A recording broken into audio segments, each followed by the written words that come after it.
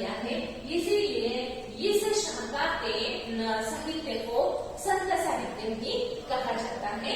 उसी प्रकार हम देखते हैं प्रेम मार्गी शाखा।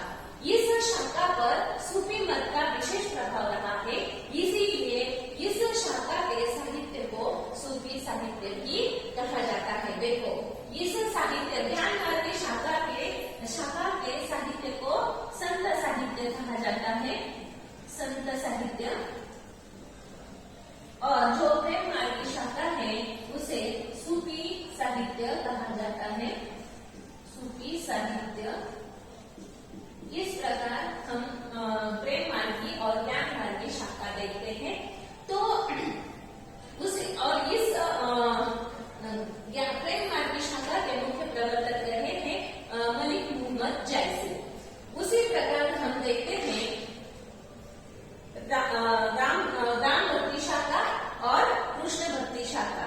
तो कृष्ण भक्ति शाखा के अंतर्गत यहाँ पर कवियों ने भगवान श्री कृष्ण के बाल लीलाओं का अत्यंत मनोरंजक चित्रण अपने पदों में किया है, इसीलिए इस शाखा को हम कृष्ण भक्ति शाखा कहते हैं। और इसके प्रमुख कवि रहे हैं संत सूरदास। दूसरी तरफ आते हैं हम राम भक्ति शाखा की तरफ। तो यहाँ पर इस शाखा के अंतर्गत कवियों ने राम के शील, उसकी शक्ति और सौंदर्य का इतना मनोरंजक चित्रण अपने साहित्य में किया है, इसीलिए यह राम भक्ति शाखा कहलाती है। और इसके प्रतिनिधि कवि है संत तुलसीदास। तो इन जो निर्गुण भक्ति शाखा है और जो सगुण भक्ति शाखा है, इनकी विशेषता हम यहाँ पर देखते हैं।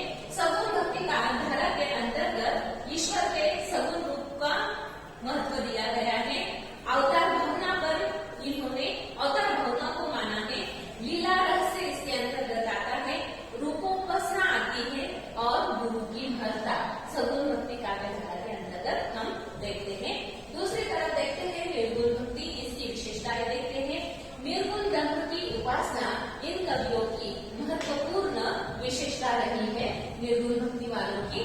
दूसरा है धार्मिक सामाजिक रूढ़ियों का विरोध।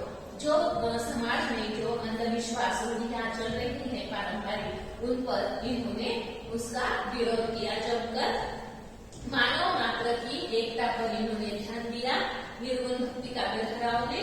और रहस्यवाद इनका महत्वपूर्ण विशेषता रही है। तो हम देखते हैं कि इन दोनों में फर्क क्या है। तो जो सगुण है वह साकार और सगुण देवी देवताओं को मानता है। शिव, विष्णु, देवी देवता, अवतार, यह सभी इसके अंतर्गत आते हैं। कीर्तन, पूजा, स्थल का महत्व है इनकी पूजा में। स्तुति, भगवान की स्तुति, भजन, कीर्तन, मूर्ति पूजा, कीर्तन